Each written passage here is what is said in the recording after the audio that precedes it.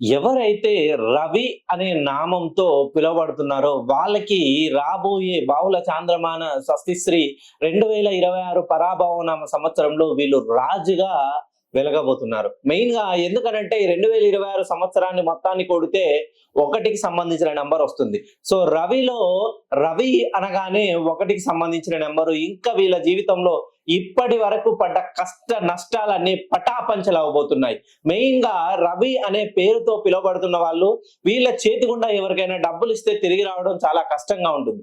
ఎవరైనా ఆపత్కాలంలో కష్టాలలో ఉన్నవాళ్ళు అని తెలిస్తే వీళ్ళ దగ్గర లేకున్నా మధ్యవర్తిత్వాలు చేసి వేరే వాళ్ళకి సహాయం చేయడంలో వీళ్ళు ముందుంటారు.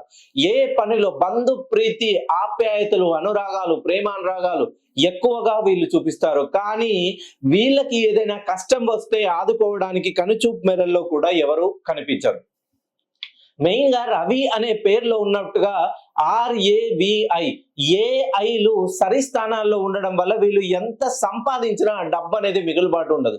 రవి అనే పేరుతో ఉండి వ్యాపారం చేస్తున్న వాళ్ళు డబ్బులు రోజు చూస్తూనే ఉంటారు. లక్షలు లక్షలు వెచ్చిస్తూ ఉంటారు, ఆర్జిస్తూ ఉంటారు. కానీ వీళ్ళ జీవితంలో మిగులుబాటు అనేది శూన్యంగా ఉంటుంది. ఎప్పుడైతే మీ పేరుని సుమారుగా 270 డిగ్రీల పైకి కరెక్షన్ చేయించుకొని చూడండి.